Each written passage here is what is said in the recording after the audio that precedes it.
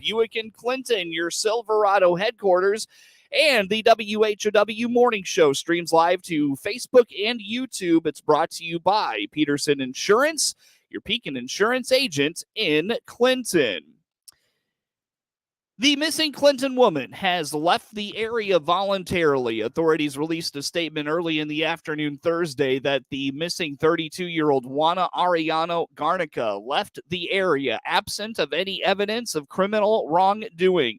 Ariano Garnica went missing Sunday night and was believed to be seen in a couple of local surveillance images. The police department thanks the DeWitt County Sheriff's Office, the Illinois State Police, and several law enforcement agencies who contributed to the investigation. Clinton police say the investigation is closed and no further details will be released. The Illinois State Police earlier this week touted Illinois agencies that have already rolled out NextGen 911 systems. DeWitt County CENCOM director says while the new system will bring emergency response to the 21st century, there are still going to be kinks to work through. Tony Harris foresees things like apps for the public to use or even tapping into software that could gain access to information about your health. Not here in the beginning stages, but I foresee, and I've brought this up numerous times on the show as well when I've talked about this, but I foresee medical devices also accessing the 911 center. When I say devices, like right now, an Apple Watch has a lot of medical components to it, tracking blood pressure, tracking heart rate, things like that. That's one piece of it. But I foresee like medical devices other than watches, like a medical vest or suit or something that's going to constantly watch a heartbeat or a blood pressure and things like that. I foresee those type of devices automatically calling in when a heart rate drops below an acceptable level, those type of things. So that won't be here in the early stages. However, we are preparing for that too with our equipment. And there are apps out there now, but I caution the use of those apps mainly because we're not ready for that yet. It's non-supportive. Those makers of those apps, they don't necessarily tell the public that, we're not ready for that quite yet. But yes, I can see, once we jump on the EZNet and get some of these basic things, basic services taken care of, then we can start looking at some of the apps. But yes, I think apps will be a huge part of it. According to Harris, the capabilities of this new system will allow for text messages, pictures, and videos to be sent to 911. While there could be a few challenges associated with that, he believes it will be more helpful than anything. That will make it challenging, but I think it will be a good challenge because right now, like you said, we relay the information. Something can get lost in translation. One person's telling us one thing, we mishear it, and that happens all the time. We misheard what they said and give out wrong information. That can happen. If you have a 10-second video of a vehicle fleeing a scene, you can't misinterpret that. If we can get that data and send it out immediately to law enforcement or whoever needs that data, that's huge. But we have to get there to accept that, prepare ourselves to accept that. But I think that's going to be huge, and it's also going to have to be a training measure for the dispatchers. While there will be benefits to the new system, Harris also has concerns for the well-being of his dispatchers from a psychological perspective because of some of the things they could see without warning. What are they psychological issues? What are they going to be seeing with telematic? What's been talked about is in-car video. What if there's a rollover accident out on the highway and we get the telematic part of it? We get a video of the cab of that vehicle. What are we going to see? So there's some things that we're working through also. What's that going to do to a dispatcher when that telematic part rolls into the dispatch center automatically? If that happens, and I foresee that happening, what are they going to see? There could be a video pop up on the screen of the dispatcher, and what are they going to see? So we got to be prepared for that kind of stuff. Like when a 911 call comes in, there will be a routing process to get the geographical location of any submission to them. He says that will be and was an important factor in implementing the new system. Well, once this is rolled out and these calls are sent on the EZNet, there will be a routing process involved. The routing process will know the geographical location and know that that's being sent inside DeWitt County. And we've also, part of the GIS work that told you I worked on was Mhm, boundaries. A lot of that is boundaries. The DeWitt County boundary. We had to make sure we had a good boundary so that GIS data knows that call is coming from inside the DeWitt County boundary. Harris stresses this will be as seamless of a transition for the public as possible, and there still is a lot of work to be done, but they'll be ready as soon as the state of Illinois is ready to go live in DeWitt County. Barbecue and balloons are the highlights of the Balloons Over 66 event this weekend in Lincoln. Mayor Tracy Welch says the highlights include a balloon glow on Saturday night at 4 locations, then balloon launches Friday night, Saturday morning, Saturday evening, and Sunday morning. Additionally, there will be a local barbecue competition on the square on Saturday with food vendors across the downtown area. Yeah, so Balloons Over 66 is our annual balloon event that's taken place, and it's in a regrowth phase. From several years ago, it got kind of broken down, and now those people that are on those various committees are working really well together to bring that back. But if you come to Lincoln, there's obviously the balloons. There's well over 30 balloons that's coming to Lincoln. They are launching and glowing from various sites throughout town. There is the barbecue festival that's part of that. That used to be a KCBS sanctioned event, and they've kind of got that down to more of a hometown feel. And so, you can come and try different barbecues. They got vendors downtown. It's gonna be a good time. There's a craft beer event that's gonna take place as usual. The professional network down here, they run that event and do a very good job of that. I think there's also a art component at the Art Institute, and I think they're bringing back the market or the vendor fair in one of the parks. The Oasis has events going. They've got a market going on out there. So there's a lot going on in Lincoln. According to the mayor, the fact the Balloons Over 66 has come back and become nearly the festival it was before the Chamber of Commerce in Lincoln went defunct is a testament to the community. He points out they dedicated some of the ARPA or American Rescue Plan Act funds to go to the various groups putting on events this weekend. A lot of kudos go to those individuals working on those committees. But I will tell you that one of the things that the city of Lincoln did, and so happy to work with a really good group of people in the city council, is that we looked at our ARPA money. And you and I have talked about ARPA in the past, and that's that federal funding that we received. And we understand the importance of this event for our community because it does drive economic growth in this town for that weekend. And so the council made a commitment for 3 years to each one of those organizations to give them enough funds to operate their event. And that's because we're in a regrowth phase and we want the event to succeed. But the idea is that in 3 years, we've rebounded from COVID, all of their good sponsors are back, and then the event is still going strong. And so that's another huge thing that the city council did this year, was give those groups enough funds to do this the right way and set it up for success. There are some events happening already tonight in Lincoln. For more information on all things Balloons Over 66, visit destinationlogancountyil.com/events. A McLean County School Superintendent is weighing in on some pieces of curriculum that were implemented by the state of Illinois for the 2022-23 school year on the WHOW Morning Show Thursday. Hayworth Schools Superintendent Dr. Lisa Taylor told Regional Radio the new sex ed standards the federal government passed is being passed down to Illinois schools and is getting largely rejected, including in Hayworth. The one that you've heard about the most in the media is the comprehensive sexual health education curriculum. And this one was confusing because you heard more in the media than you did actually from the state board. We knew they were required to adopt the national standards, but ISB was charged with, kind of developing their standards and sharing information with school districts. And we got that late in the summer.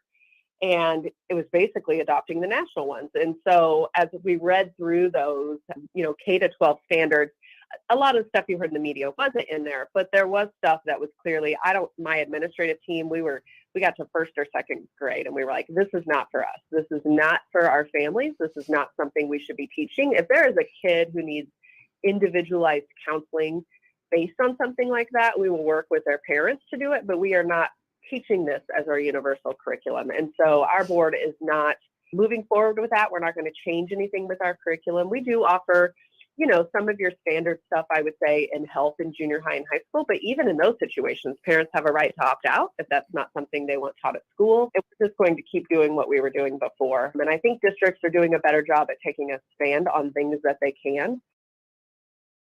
For Dr. Taylor, the public is starting to take notice of what is happening in education and get more involved in voicing their concerns about the things they see or hear. She stresses in Hayworth they try to do their best to keep parents informed of the changes. Yeah, I think they're fed up with it, and a good piece that's come out of it is they are paying a lot closer attention. I think generally you send your kids to school and you go off to work and you want to just trust schools to do a good job, right? But they're watching closely because how are these...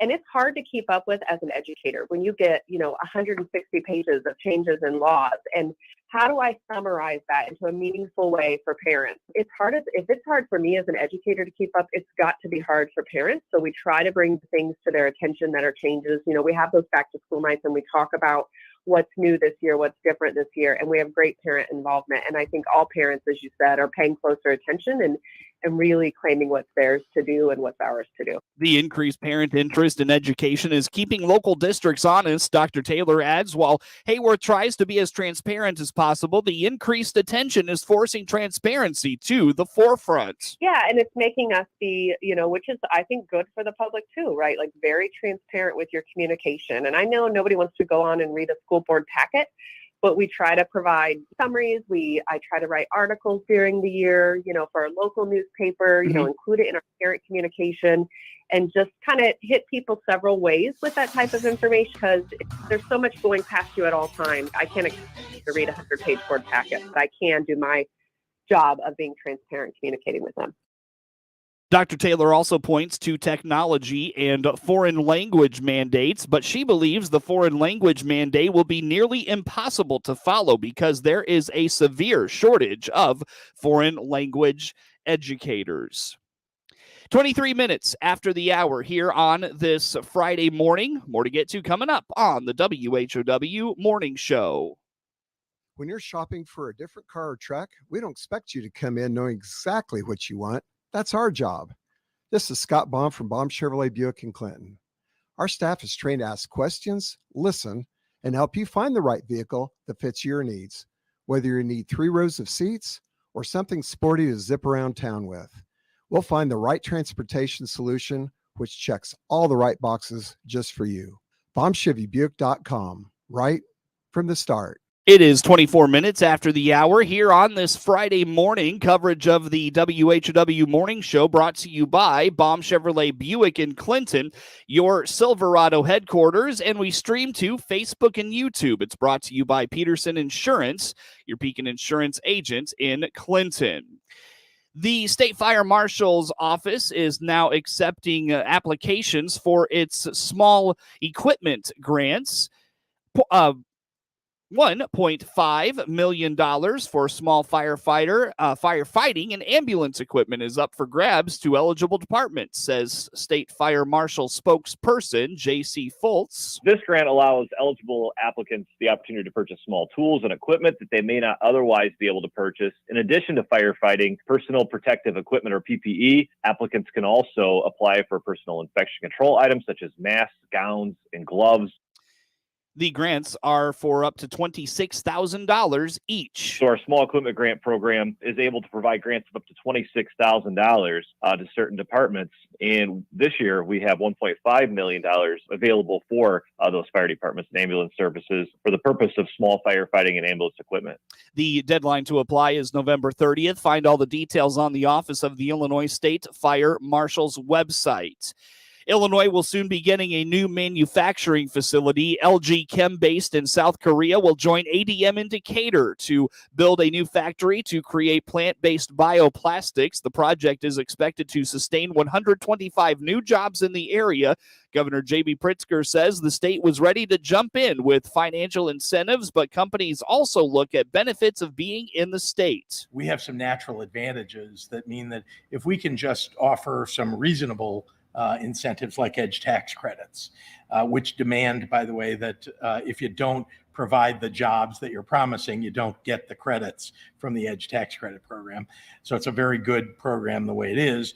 And that really just puts us in the game. Then, of course, what happens is they want to know how easy is it to ship our product from where we're producing it?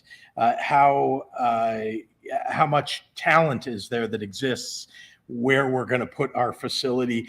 And can you provide the kind of education that's necessary for the skilled labor that we may need? Those are advantages that Illinois has naturally, and it's one of the reasons that LG Chem chose to move here. Civic leaders in Decatur expect construction to begin next year.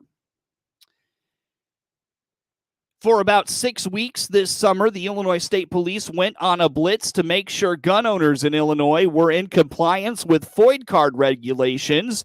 Illinois State Police Director Brendan Kelly says more than 1,700 checks were done and more than 1,000 people were brought to compliance. Compliance checks are not about confiscating guns, but about ensuring individuals who have lost their firearm rights transfer their firearms to law enforcement or someone who is legally able to possess them. The enforcement details were conducted in all 102 counties in Illinois. It is 27 minutes after 7 o'clock here on this Friday morning. The WHOW Morning Show brought to you by Baum Chevrolet Buick in Clinton, your Silverado headquarters. And we stream to Facebook and YouTube, brought to you by Peterson Insurance, your Pekin Insurance agent in Clinton.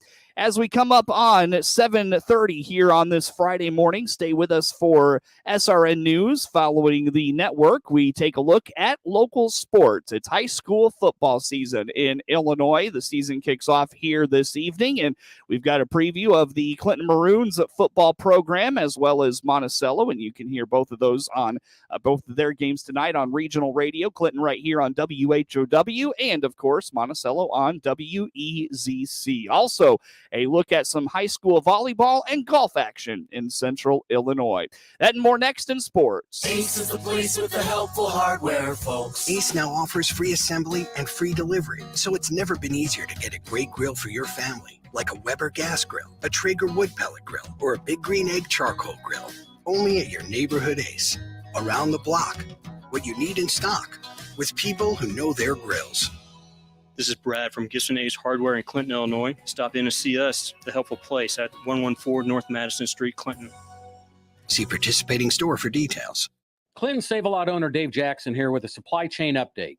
While we're working as best we can to keep our shelves stocked with the items you need and want every day, we're experiencing never-before-seen interruptions in product availability and delivery, both through Save-A-Lot and our direct suppliers. In most cases, they can't run their production lines due to the lack of workers, plus a shortage of truck drivers. Despite all that, we're working to keep the meat, produce, and other products you buy in stock and on our shelves every day. Your Clinton Save-A-Lot appreciates your business, and we hope to see you soon. Your own home without the maintenance. If you're 55 or better, a beautiful Liberty Village villa could be yours. This is Erin, and I invite you to come take a tour of our move-in ready villa. Click the Liberty Village icon at DeWittDailyNews.com. Simply the finest.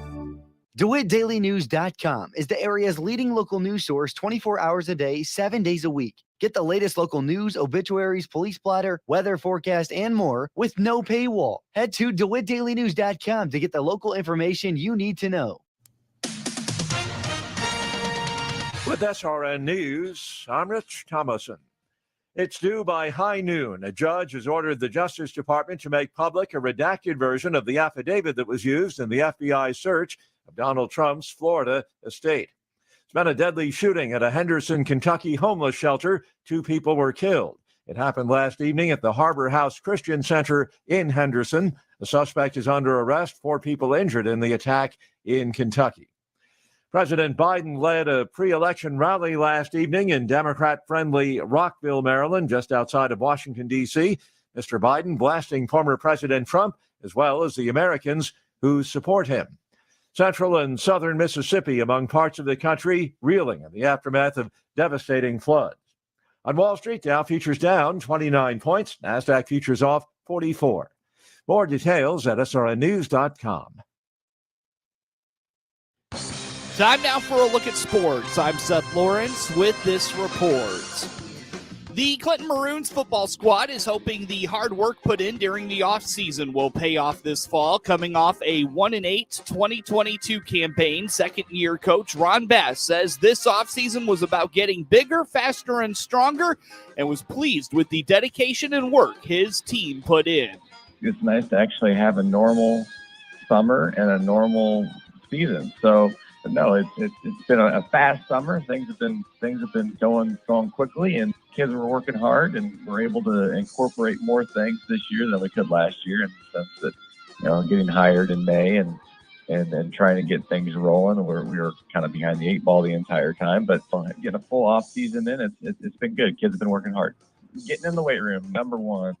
I know the past several years there hasn't been a whole lot of weight room emphasis, and so getting our kids in the weight room, get them stronger, and they've gotten stronger. Our test scores over the off season improved dramatically. You've even had people notice, oh, your kids have been working out. We can tell. So it's in that sense just getting stronger. And then during our summer with our 7-on-7s, I felt like our kids competed well, and they battled and stepped up the challenges when they were presented them. So I feel like they've been hungry. The kids have, again, bought into what we've been coaching them. We've been coaching them hard, and they've been responding.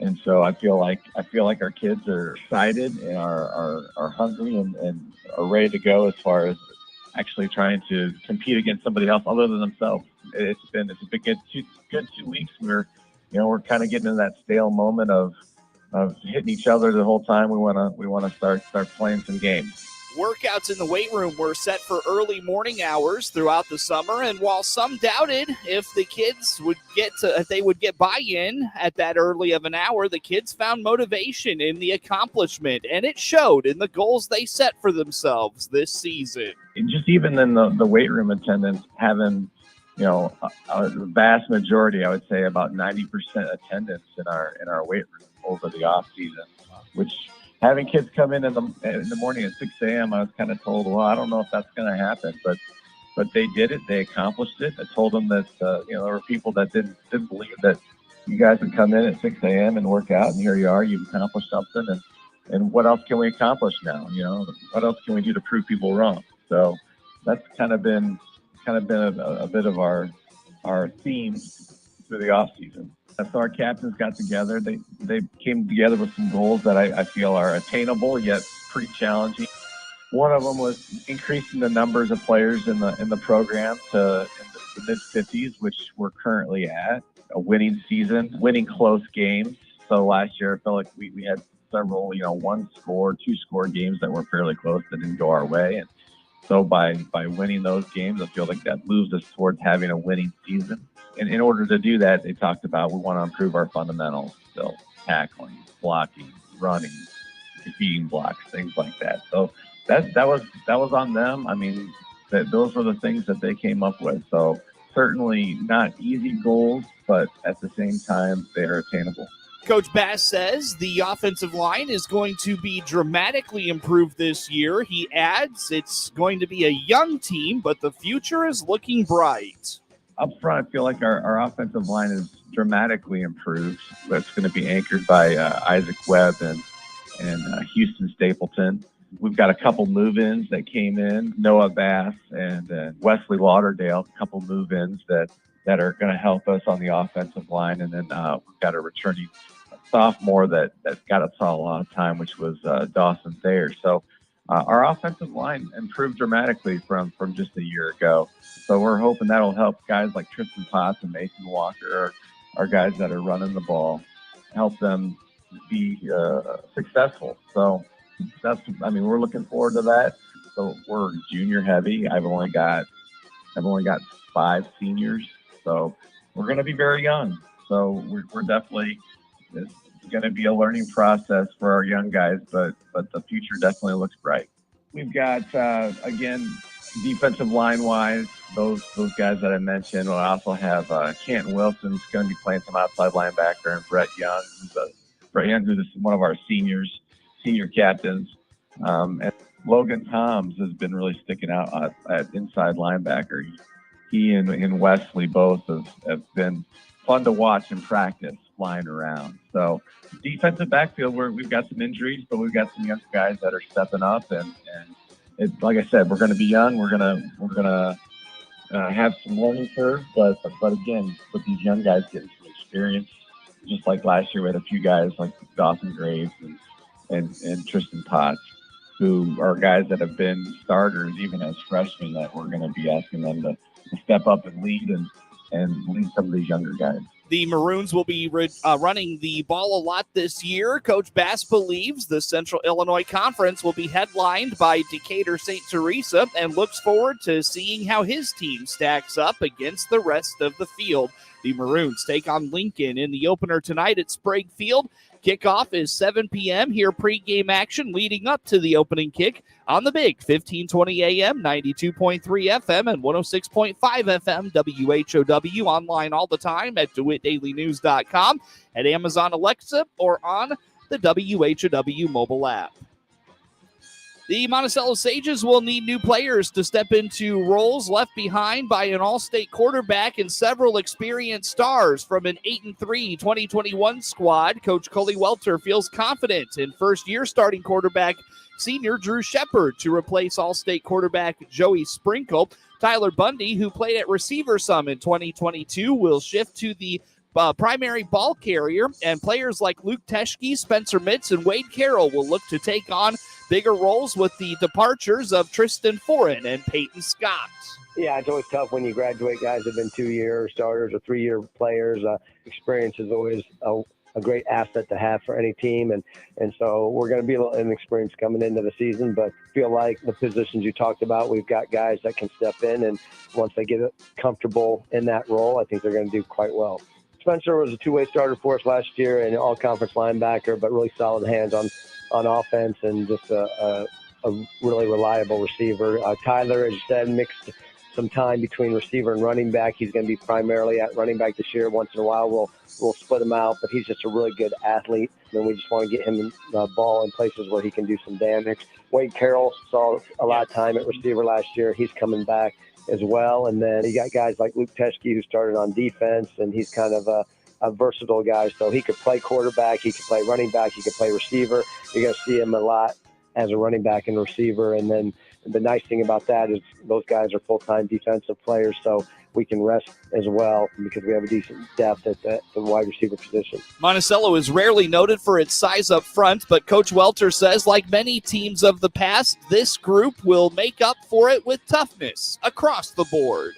Yeah, our one returning starter on offense on the line will be Jack Brown, and he doesn't lack for size. He's a big kid, and this will be the third year he's seen varsity experience. I really feel like he's going to take a step forward. I should say Evan Wassam saw some time on the offensive line last year, but he was a starter on the defensive line as a freshman. He'll be a key component there. Miles Von Barron, Riley Jones, Gus Jarvis, Sam Burst. We get some guys, but we have some depth on the offensive line for the first time. We've had some injuries that we're trying to overcome right now. That's taken a hit, made that depth get a little shorter, but we feel like we got a good core of offensive linemen. And we talk about that on a yearly basis. We talk about the grit and determination being a huge component of what makes us successful, because you're right, we're not going to, you're not going to win the underwear contest, so to speak. You're not going to line up and look necessarily better than the guy across from you, but that doesn't mean you can't outplay him. And there's other traits like quickness and speed and athleticism that come into play as well that are important. But yeah, we definitely have to play with that grit and determination. It's a source of pride for me. I think because those are things you can control, right? I mean, you can't control. I mean, you can control to some degree how strong you get. Genetics tells you how big you're going to be for the most part. You can put on some weight and whatnot, but no, things you can control are the effort and the determination and those things. So, we try to hang our hat on those things. With 6 returners seeing significant time from last year's defense, Coach Welter likes this year's defensive unit. He points out they are going to be starting 3 sophomores on the defensive line, but doesn't necessarily see that as a weakness. Yeah, we're definitely more experienced on the defensive side of the ball. We got 6 guys that saw significant time last year. Both our safeties, Drew Shepard and Luke Teschke, started last year. I already talked about Spencer Mitz being all-conference. Blake McDuffie was a starter last year. Evan Wasson was a starter last year. Tyler Bundy saw a lot of time as a corner last year. So defensively up front, we're going to be young. We're going to start, it looks like 3 sophomores right now. Evan Wasson, Mason High, and Ryan Frazee. Garrett Clark will fill in that 4th spot as a senior. So defensive line-wise, we're a little bit experienced, but the back 7, a lot of those guys have seen a lot of playing time over the last year or 2. I think experience is much more valuable, as you said, on the offensive line. Defensively, any experience is positive, right? But defensive line-wise, sometimes you can turn some kids loose. You don't have to maybe think as much at times. I mean, there's definitely a learning curve as regards to, how you play blocks and whatnot, but there's also an opportunity to just be aggressive, get off the ball, be physical, and sometimes you can just make something happen by playing that style. So, yeah, their experience is not as vital as much as you'd like to have it at the defensive line.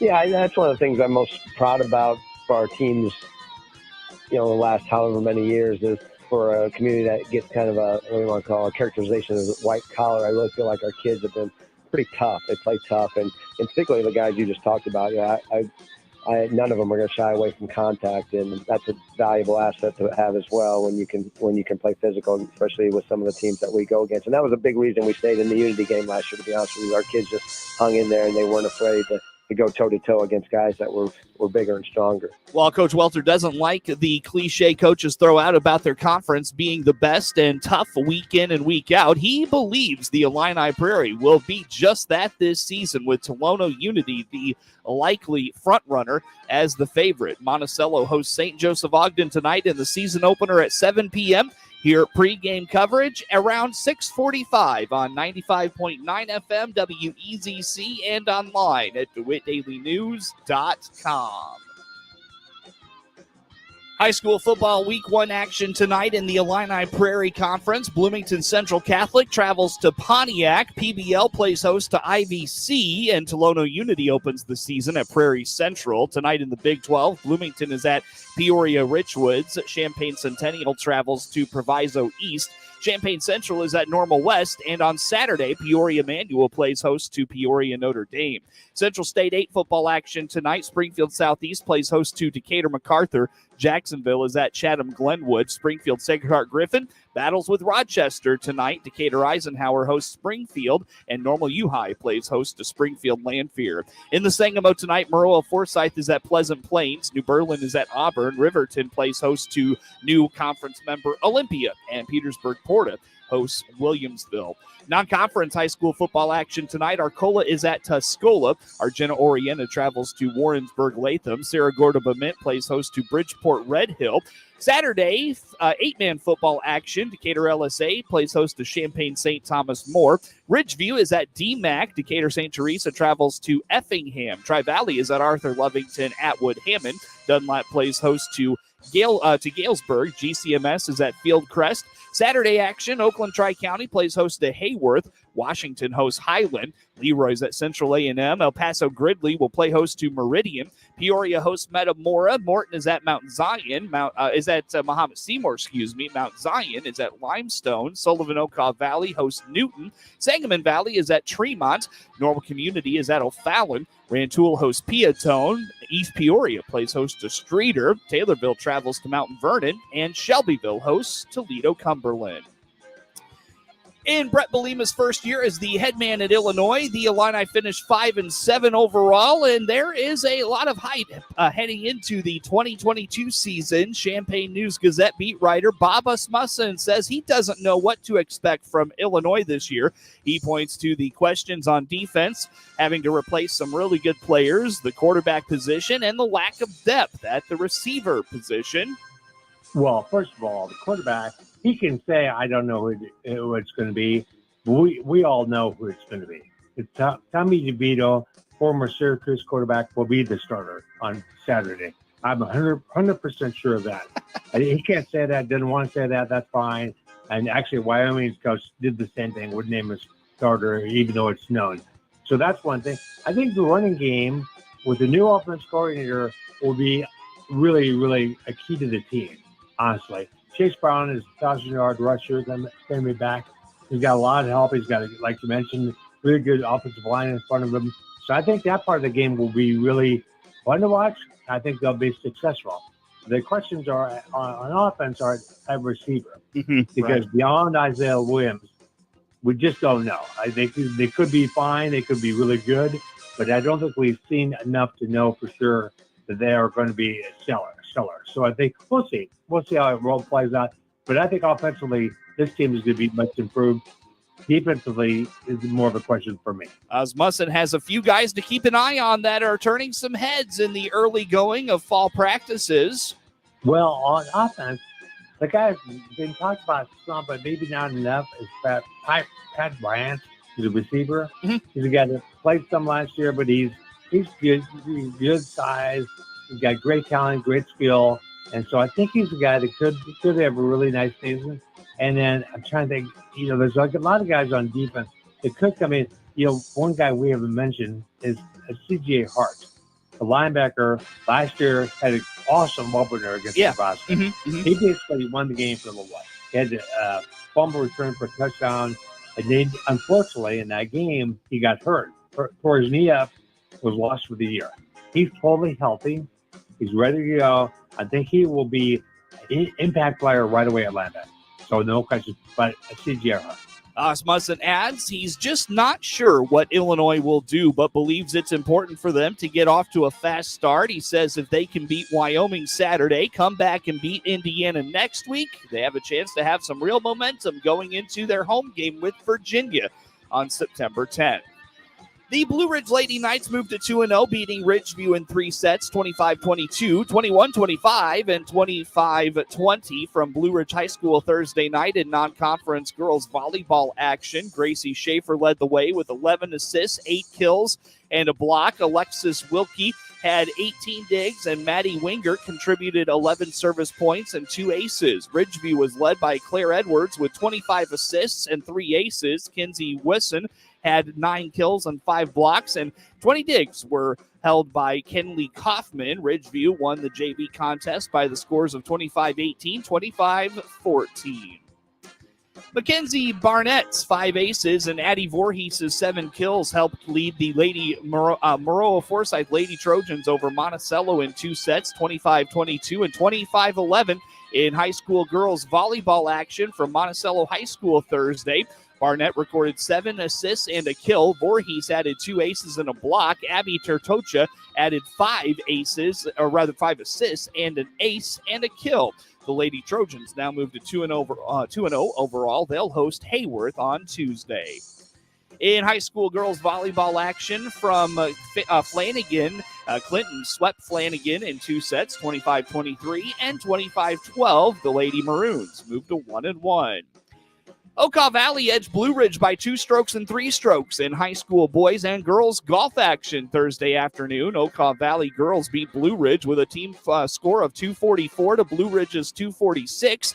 Despite Lillian Anger's team best 50, Okaw Valley got scores of 57 from Mallory Wands and 58 from Lexi Bartimus. Iroquois West, who did not place in the match, was led by Adeline Sharp, who shot a day's best score of 42. Nevich Burns scored a 64, while Peyton Heiser had a 65 for the Lady Knights. In boys action, Okaw Valley edged Blue Ridge with a team score of 217 to the Knights' 220.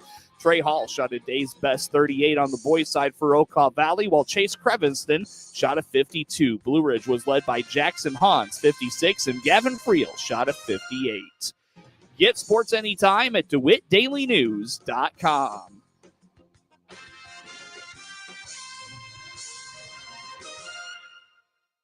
This is staff meteorologist Jennifer Wojcicki with your regional radio forecast. Sunshine mixed with clouds at times, today with a high of 82. North winds 5 to 10 miles per hour. Mainly clear skies and quiet. Tonight, lows level off around 58. High temperatures reach up to 84. Tomorrow, partly cloudy. Upper 80s Sunday, mid 80s by Monday.